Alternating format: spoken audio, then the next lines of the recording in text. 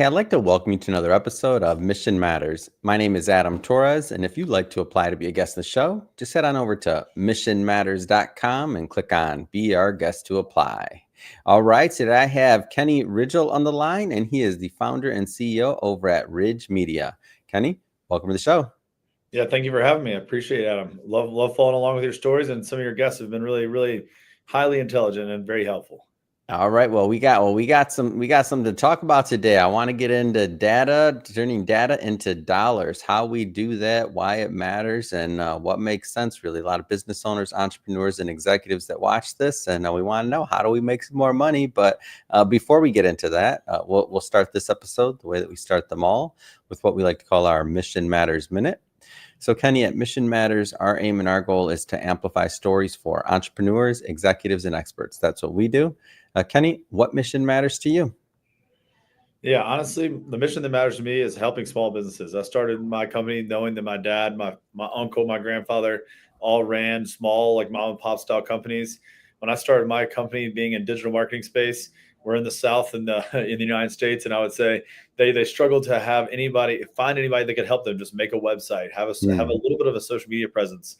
And I found that, just a little bit of work, like if they're doing nothing and you do something, you have a tremendous impact. So that was really what made me want to start my company, was to help mom and pop businesses get online, build their business, and move into the future. Yeah, that's awesome. Great having you on. I love bringing on mission-based individuals to share and to also see what we can learn from you. So, Kenny, first off, I want to go back to those early days. When did you get into digital media? What was this roughly? Yeah, so my dad's a dentist. I wanted to be a dentist, and I started going into biochemistry through my school days, and then my university days. My dad recommended, hey, take an entrepreneurship course. It's going to be good for you. So when you do start the dental practice, you'll know what to do. Through that class, they challenged us to come up with a business plan or an idea. My idea was a app. It told you like specials, concerts, happy hours, anything around the city. I was in college. What I cared about was, what year was this roughly? Just roughly. This was like 12 years ago. Wow. Yeah, there you go. So that's ancient in digital media, man. You're old school. Go ahead. Exactly. So I started an app when I was in college, and then started trying to sell ads on the app. I had like 250 paying customers that were paying me for advertisement through the app, but it was a lot of heavy lift labor wise to keep the app up. So I ended up selling on the side a lot of marketing advertising pieces just to fund the app. Right. Yeah. So, we'll run your social media. We'd love to make you a website. Do you need any like social media ads or LinkedIn ads, or next thing you know, and you're doing videography and photography, and you're doing all these different design projects. And at the end of the day, for me, I saw it as like a way to fund the app. I got all the way down like 2 or 3 years into it. So I started in college. By the time I graduated and had more responsibilities financially building up, I realized look, my app is draining me. I'm actually making money on this advertising company. So I know the professor, we decided to split the books up, and he was like, look, you need to get out of the app and go straight into this ad. The ad space. And thankfully, through that, I already had customers, already had success. I'd already figured out how to prove ROI to our customers, which is kind of what we're talking about today. Because the one thing I sat down with the consultant at that time period and said, what kind of ad agency do I want to be? What niche do I want to pick? And he said, well, it looks like the people who keep you and retain you are the ones that you may help make money. So you should look at industries where you can actually track from beginning to end, whenever you had closes, and what your financial return was. Before we get in, I want to go further into that, but I got to get back to that app for a reason, and I'll tell you why. When you come up with an idea, sometimes as entrepreneurs, we're stuck on that idea. That was our first idea. That was our thing. Like, some people will say that was my baby, right? That's how they kind of talk about that first idea. What was it like to kind of separate yourself from that first idea? Because that was your start, man. I agree. It was actually really difficult. And for the longest time, I fought it. But at the end of the day, I will say my passion developed for small business and having those mission moments. And I would say that was kind of what led me to feeling more passion for the ad agency than I did whenever I was running the app. It's weird, but once you were done with it, though, it kind of changed, right? You're like, oh, you had this. Yeah, I would say the app was one of those things where I had joy and passion in it, but it was more of an ego thing. If I look at it retrospectively, it felt really cool to start an app. And it was it was kind of a cool lifestyle business. But at the Yeah. end of the day, once I had a couple clients that I saw went from like $1 million to a $5 million business, and $5 million business to like a You're 15 like, million that's business, cool. you're like, okay, yeah, I'm actually making an impact over here. Like, this is actually really cool. And then I would wake up and go to work and I would barely touch the app, and I would find myself all day trying to help my clients that were in that marketing space. And that's when I realized, like, okay, my passion's not in it. I need to give this equity back to the partners and get out. Yeah. So I was like, look, I don't really care about the app anymore. All I want to do is like help these businesses make more money. Because at some point, I think growing up in a family of small business owners, you feel for them. You know you can help them, and they can't help themselves because they're so busy. So at the end of the day, you can see stuff they can't see from just seeing the forest for the trees. Yeah. Let's do some low hanging fruit and improve your business right away today. Yeah, that's a good story. I had to bring that one out because I know that there may be some people watching this now that have to choose between a couple things or what that's like, and to get rid of that first idea, it's like, but there's going to be more ideas in the future. There's hope on the other side, right? Exactly. It's always, you'll find a new passion. Yeah. So Kenny, let's get into what you're doing present day. Maybe just jump right into Ridge Media. So first, tell us a little bit more about the business and the types of clients you work with. Yeah, actually, we were just talking about this right before we started. I would say the best way to describe what we are is we're a full service marketing agency, and what that looks like is more of like we are a fractional marketing team. I describe it perfectly for today's environment, where you might have a strong social media team member, but you're weak on your design or your production capabilities. We could come in alongside that social media team member, help do the design pieces, help do the production, and help like stay on strategy and on brand. And then say, for example, that social media team member were to leave and take a new job, we would already know your story, your purpose, your target audience, your market, your voice, and we'd be able to step in and fill those shoes. So we can basically work on an a la carte basis and like become fractional, but really plug and play based on where the void is. And I think the main idea from that is that it's more consultative, right? We're looking at how your business operates. We're trying to read it like it's an entire book, looking from the top down. And sometimes whenever you're just in the business, I mean, I know from as a business owner myself, hiring outside help, looking at my company helps all the time. Yeah. So, I mean, a lot of times you come in and you just see things immediately. You can make a minor adjustments and improve the way their business operates. But I would say the main way it works is it's a custom plan. There is no packages. There's none of this. It's, hey, if we end up having to figure out how to track your cars when they drive around the city from a technological perspective, nothing to do with marketing, we'll figure out a way to like advance your company into that digital age. So we're almost marketing and tech at the same time. That's awesome. What kind of niches are you working in? Yeah, the three niches we have, we call them the 3 H's. So one's healthcare, one's hospitality, one's home service. So I like to even spin it around the other way. Like those three are all targeting the same person, right? So you're like your plastic surgeon, your dermatologist, your like orthodontist, they're probably all targeting like a level of an individual who has a high level of net worth. They have disposable income. The same idea with, you go to like your home services, your plumbing, your heating and air, your electricians. And then the same idea when you go to hospitality, they're probably going to luxury restaurants, luxury hotels. So we're almost using the same like customer demographic profile, and then you like amplifying that message regardless of what you're selling back to those people. Go further into what that means to use the customer profile, because that's really where the data comes into place. And I think for those that maybe haven't been able to do that successfully, it may seem kind of like this unicorn of, oh, they can attract this person that we've already had before. Like talk a little bit more about what that looks like, because I feel like for those that have done it effectively, they get it. But for those that have maybe tried and had some false starts, it almost seems like it's not possible. Yeah, I would definitely agree. And the main thing, I think the biggest mistake people can make early on when you're trying to set up tests is testing too much at once. I think you got to like just like isolate your variables. Like we're going to pick like one thing, and then one audience metric and one. Give an example, like go into any of the 3 niches you have when you say that, just to kind of make that a little more clear. Yeah, I love that. So basically, I'll give you a perfect example. We were working with a company that was doing like high-end installation only, like HVACs, right? They didn't want to do any maintenance. They had enough maintenance jobs. They only wanted to do installs. We started looking for commonalities of high net worth people that would be either building a house or doing a level of renovation that would require this $20,000 to $30,000 installation. Well, ironically, the one thing we found through our testing was we were as isolating what their interests were. Was it that they spent on nice dinners? They went to certain nice places. So you were using credit card information and data through databases to test this. The one thing we found was that people who held a singular real estate investment company, they had and created an entity for that LLC, or for like, the property they had it in, those Yeah. people actually ended up being the best installs, which makes sense, right? They are real estate investors. They're doing more than one real estate deal. So those Mm. people would be like really highly qualified. But Yeah. from an HVAC company for like, what interest are we going to run? Real estate investors was definitely like not the first thing we thought of. And then, but sure enough, we used one piece of creative. We tested 3 or 4 different Mm. audiences. We found, hey, the real estate one really worked. Then What those does tests, it take to get to that point of like that aha moment? I'm guessing sometimes it's faster than other times. Like, take us through stay on that same case study. What does it take to get to that aha moment? yeah, the main thing we did was we found 2 pieces of creative, and then we found 4 audiences. We A/B tested both across everything, right? So you end up with like basically 16 tests. I Hmm. know I'm talking quick, but really the main thing you're looking for is like a really quick proof of like momentum. Because I mean, if we spend enough money within a week, because it's almost more money spent than it is timeline. Because Hmm. once you put enough money in, you get enough data out quickly, and then trends will emerge. So like I think within a week Mm. we were able to identify that a couple ones that did not work, and then the moment you know they don't work, right? Okay, we're getting clicks and no Gone. conversions. Yeah. Turn the thing off quick.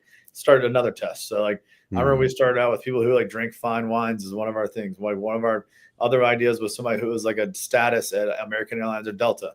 Both those Mm. ended up not being very good, but we were thinking they're high net worth individuals. They probably would be like, doing installation of HVAC. We threw those out quickly and just continue to Mm. modify what that audience metric looks like. But see, I Yeah. think what you can do to take it one step further is you could layer all 4 of those together and say like, they drink wine, they're real estate investors, they do this, they do that. Which part of the 4 was the one that worked? If you're testing Mm. all 4 at the same time with one piece of creative, you're now confused. You're like, was it all 4 pillars have to be together, or was it one of the Yeah. 4 that worked? No, that's great, and it takes a certain type of company and a certain type of expertise to be able to go through those tests consistently over and over and over, and even to communicate it to the client so that the client understands what's going on, because it's not easy. It's a skill set, and there's some companies that do it well, and some that maybe don't as much, and some that burn out even on the industry. Because running ads and doing that piece of it, that can be pretty tricky. I've seen some people have some good careers and burn out pretty quickly. What's been kind of your secret to longevity in this space? I will say the real secret to longevity is finding companies that are solid clients. Like Mm. they actually can deliver the product they're selling. I would Mm. say the thing that is the most frustrating for us as a company and as marketers is when Yeah. we're doing a job this effectively, and then you just start seeing their negative reviews skyrocket. They start having leads dry up for stuff that's They out of your weren't ready for the additional business. exactly, yeah. And then they Like, don't you know how to paid us to handle get you business, and we did that part, but we can't. How are we going to do in this? and then they Now start getting we bad got a reviews. reputation management problem. Okay. Yeah. Next thing you know, they're on Google reviews, like writing back at the customers who wrote them a 1-star review, like getting angry at the customer. You're like, no, no, no, don't respond negatively to the 1-star review. Like ask that guy to have a private conversation and try and fix it. You cannot go on the internet and like blast this person. But you see these things happen, and you're just like, okay, so as a marketer, I would say that's like the burnout for me is just making sure you have a Yeah. customer that is going to trust you and actually let you do your job and then Hmm. do their job well. So Yeah. 2 pieces of trust and them actually being a stand-up company, because Yeah. both need to happen. Like you can't have them micromanaging you, and they also need to be able to do their job. Yeah, I've always thought that the individuals that could do this particular business were pretty special, because it's almost like it's depending on, of course, the customer. It does come to the customer for a certain part, because it's like if you're successful, that and you can bring in new business, that's what you're paid to do. But sometimes it can backfire, whether they're not like what you mentioned, or even now it's not enough new business, or it's not this or it's that, and you're like, wait a minute. And then the opposite, if you're obviously not attracting new business and doing that part, that's an obvious not no win. So it's like, wait a minute, if I do it right, I'm off, and if I do it wrong, I'm off. What's up? Yeah. I think one of the things I try and talk to people about too is like setting expectations. I think that is part of the burnout, like you talked about, Yeah, is I think yeah, everyone expects it to be like a trend line that just goes like this. It's, forever. it's Yeah. a heartbeat. You're going to have good months and bad months. And Hmm. if you expect if your client doesn't have that same expectations, you can Yeah. get run out of the door quickly, because they just expect, because you might start out, if you're doing nothing, you start doing something, your first few months are probably going to go straight up. For And then at sure. some point you start plateauing, and whether they might either invest more and then it continues to prop you up, or at some point you're going to have to like get more efficient with what you're doing it, because it's going to start Yeah. boom, boom, boom, boom, boom, boom, boom. And you're Yep. like, okay, we need to hold on the horses because it's going to get turbulent here. But I think main thing is setting the expectation, or else you're going to have your clients are going to be Yeah. volatile. 1 month they're happy, 1 month they're not, 1 month they're happy, 1 month they're not. Mm. And if you're reacting like that from an agency perspective, you're like, yes, like Hmm. storm, no storm, storm, no storm. Yeah. Now, I want you to kind of equip a bit, and obviously, I'm going to give you an opportunity, and everybody, I want you to go check out Ridge Media, but I want you to speak kind of from the general standpoint because you've been in there for a long time. If somebody's out there and they're looking for an agency and they're shopping around, and let's just, for the sake of this argument, say it's not one of your niches or something that you handle, what are some tools or what are some things they should be thinking about when they're doing their due diligence and picking an agency? I would ask about the tech stack, and I know that's a very like odd question. The two things I always recommend people to do: ask about the tech stack, like what kind of technology they're using. If Yeah. they're going to try and like act like it's some foreign custom intellectual property that they have, most likely, most likely Run. that's not going to be a good sign. Like you want them to be transparent with you about like these are the programs we're using, so that you can vet those programs. Because a lot of times, if somebody tries to act like we have some secret magic sauce, it's really like it's probably smoke and mirrors. Because at the end of the day, like you should be transparent. Like we tell all of our clients, like we're using a program called X, and we're doing this with it. Like I'll give you a perfect example. Recently, we met with a client, and when we sat down, and I figured out he was not in our niche. He wasn't going to be perfect for us, but I was Yeah. helping him, and I said, hey, look, based on your industry, there's something called Pearl Diver. It's like a website identification tool. Whenever people search your company's name or your competitor's name, you can actually get that person's phone number and email, and you can put it in your CRM. You can start emailing and phone calling them based on like their internet intent and searches. So like it's in the United States, it's legal through the GDPR. I don't know how they get away with it, but they do. And so you can basically use that as an identification tool. You should be using call tracking, like a call rail program that monitors and records every phone call that comes in. It uses artificial intelligence to transcribe it. It shows all the touches you had and then gives you a good quality score or a negative quality score. So then you can tie that back into your CRM, and you can actually say, okay, we met, Adam, he came through our this. We started emailing him, we called him, then he saw our Facebook ad, then he actually searched on Google. So we had 4 touches plus a phone call. We know what our full total cost is. Adam he spent this much money. So say it cost us $50 to get the meeting with Adam. We ended up Adam spent $1,000 with us. We had a 20-to-1 ROI. Yeah. And then whoever you're interviewing should be able to walk you through what the like user journey looks like, and then can they tell you a true cost per lead. So that's why I would say like what technology you're using. That's usually your tip tail. Like go away. They're gonna tip you off if they try and make it seem like no one has access to. So this. it should be that clear, like what you just described, or it could be that clear. It should be that clear to where it's all the way drilled down. And I would say like the main thing is that even if you're B2B, like we've been doing a little bit more B2B, I wouldn't say it's one of our niches yet, but I will, because of the fact they have a CRM, they're tagging the customer information. If their sales team's organized, you can, one-to-one match and attribute all of our, like what I just described to you, that same metric. Say that like Adam came through our CRM, he called anyone have a meeting. We did have a meeting. The salesperson in the CRM like tags it, you spent whatever amount of money. Now we can do the same ideation of coming back and pairing it. So basically the CRM component of the B2B would be very necessary for us. But I mean, that's kind of back to the whole situation of like, yes, I do think that whatever marketing you're doing, you should 100% be able to tag a clear cost for like a lead and a clear cost for a sale, honestly. Even if it's a long-term sales process, like we're working with someone who's an architect that takes, a year and a half after they do the RFP bidding to their closing. So it took us a year to figure out that, like to draw the line in the sand from when it started to the end. But at the end of the day, we were able to do it. It just took time. That's awesome. That's a great story. And I like that you bring up the longer sales cycle as well, because sometimes people, they'll say, well, it won't work for us because of this, or we're not selling this. And there's kind of almost like this myth that it's only for a quick product, like a TikTok shop or a smaller, lower dollar item, but you're proving it right there. Like it's not only for a lower dollar item to be able to make it effective with online and digital advertising. Exactly. Yeah. There's definitely a time and a place where you can bring this type of technology really forward. I mean, it gets it pretty interesting into the fact of now, like on the CRM based on the stage, you can actually have certain creative that goes and applies to that stage. So if we have like, say, cold, warm, and hot, any person that's getting in cold, they're getting general brand awareness. We add some tags to it and say like Kenny, he came through, he was interested in this type of product. Like say, we'll call it a heating and air. We'll call it like a tankless water heater. He moves into the middle, like now I'm getting ads because I'm in the warm category about the tankless water heater and the heating and air. We get all the way down to the bottom. Kenny said no to the heating and air, but he still wants a tankless water heater. Kenny's getting an offer that's a close today, like a timely offer of tankless water heaters now like $100 off cost today. So the idea is that message and creative is switching in real time as the sales team is switching the person through the CRM. So it's really cool how it can be all integrated and like stacked on top of each other to where it's sharing data back and forth. I love it. And talk a little bit more about the data side of things and how you're integrating both third-party data and maybe the data maybe from even the CRM, like what you just mentioned a moment ago. Like for those that haven't done it, like maybe talk a little bit about just how data works. Yeah, the best part about it is you can funnel fresh new data from databases, right? And those would give you consistently updated new people that match your like we said before, credit card data, shoot with their frequent flyers, their travelers. They like to listen to, I mean, we're doing one right now that's a nice resort.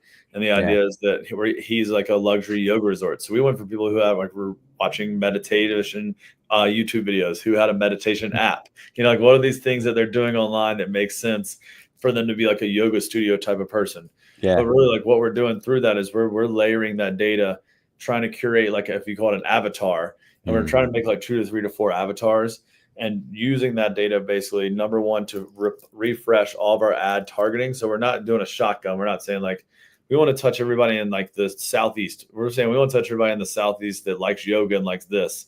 And they must have these intersecting qualities about income levels. And you're basically like, you're choosing them and you're intersecting them more over time, right? So we know this one works and we know this one works. So let's blend them together. They can have both those categories.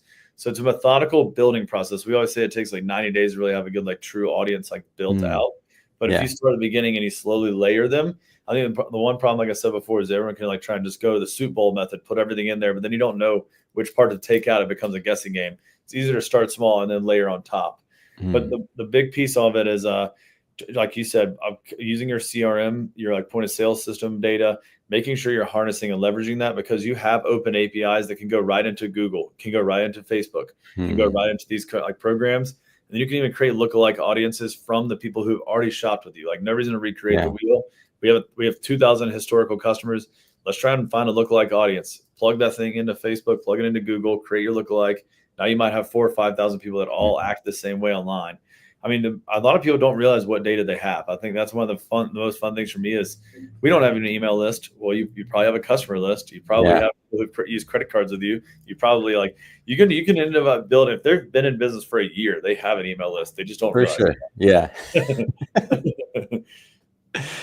Man, Kenny, this has been fun having you on the show today and learning more about what you're doing. I love talking. I'm not going to lie. I love talking to ad guys because my mind's always blown. My mind doesn't quite work that methodically. So, so I understand. And I've never been in that business, but I've had many conversations and I'm like, man, that's cool. Like I'm always blown away by what can be done. And I guess, how does how's this affecting what you're doing? Is it a good thing, a bad thing? Is it like making you more efficient? Like talk to me about how AI plays into this on the ad side. Cause I haven't had someone like you in a while since we've in the last 6 months to a year where, they're heavy in ads for over a decade. So what's AI doing over there? Oh man, it's insane. I'll put it this way. Like if you want to Blow build my mind, Kenny, I already know, man, just do it. Yeah, if you want to build a website now, we would do like a website questionnaire, whereas before you might have like a 3-step process where you do like copy, design, website. Now we will say, Adam, you want to build a website today? I would most likely have a meeting. I'd have my like GPT-5 in there with me. I'd walk you through a website questionnaire, including what inspiration websites you like, what language you like from those websites. We would be very like thorough, probably take 45 minutes to an hour. It condenses, like records all that, rewrites it into a prompt, and then prompts the AI agents and the like GPT-5 to build you a website. Within an hour, we could basically have a full new website that we can methodically go through and like refine. So you can went from basically like building a website in like a 6 to 8 week process to within an hour, you can have your first prototype. It's like we meet, and by the time you drive back to your office and get lunch and get inside, I'm sending you an email being like, hey, Adam, check out this new website. And you're like, what in the heck did this guy just do? But at the end of the day, like we can fire up new landing pages like that so quickly. You have all these different capabilities. It's kind of like I talked about with the qualification of the leads, right? The person who's like literally the AI is transcribing that. We can even have it say, once it transcribes it, marks it as a quality lead, it tells our CRM, hey, go ahead and email this person or draft an email to this person. And it'll go ahead and either send it to the sales agent so they can make sure it is approved, or they can go ahead and start sending them emails right away. You can have the AI agent pick up the phone and call them, like for like our heating and air people. Say somebody requested an appointment. Sorry, ma'am, we saw you requested for 10 a.m. tomorrow, but we actually don't have one at 10. We have one at 11. Completely AI automated. So like before it even hits the schedule for the drivers, it's already been handled and processed by like an AI agent. It's crazy right now. We're like in the cusping edge of like right now we're going through and redoing all of our SEO and the way it flows. We plugged in 2 plugins, replaced majority of like human input. All you have to do now is oversight and approval, and it's rewriting all of our back end copy, all the schema, all the markup, and then it's like creating new blogs based on what trend lines it saw on our keywords on Google. So it's like, hey, Google saw these keywords trending this month. These keywords are the most expensive on Google Ads. We recommend you writing these so you can win the like SEO from these expensive high search volume keywords. It's crazy. I love it. I love it. It's the battle. It's the battle right now for who's going to implement the fastest. And the thing is, it's just the way I see it is we're so early that there's so much opportunity in all of this. Like I get updates. I'm not involved on the day-to-day on our end on this, but I get updates on some of the things we're doing, and it just blows my mind. I'm like, what? From one week to another, we're doing what? And I think about like in the past when I wasn't able to, let's say, necessarily approve some things or approve some projects because of the amount of money it was going to cost. And I'd be like, no, that's not, because it's usually a decision of what we want, like our bells and whistles of what we want, and then what's going to make us money. And then, the balancing act of a business, right? And so now sometimes when they'll bring me the cost and I'm like, wait a minute, are you serious? I'm like, of course, let's do that. That's amazing. Yeah. Like, it's amazing. I'm like, all these things that are able to happen, and some of the things that have come down the pipeline that have been, let's just say, on the wish list for a long time. And now with AI and these tools and everything else, the price is just it's just changed. The game's changed. The game has literally changed. It's nuts now. Like, I mean, basically in every component piece of it, you got your social media, you got your email marketing, you got your outreach, your outbound, your phone calls. Like, I mean, AI is touching every single component, the design, the copy, the development end. I mean, it's insane. It's like at some point it's like embedded into every single piece. The only part we haven't done it with is our accounting. And we use it for like reporting, but I'm sure there's got to be a way I can find some AI agent to help me. Soon enough, right? Once you get away, we'll get around to it. I know. Exactly. Well, Kenny, man, this has been great having you on today. If somebody's watching or listening to this, and if they want to follow up and they want to connect with the Ridge Media team, how do they do that? Yeah, just check us out. You can go to my LinkedIn page. It's Kenny Ridgell, just Ridgell is how you spell it. Or Ridge Media. That's why we went with the company name, because no one could spell Ridgell. So I was tired of saying Ridge with 2 L's. So it's just ridgemediallc.com.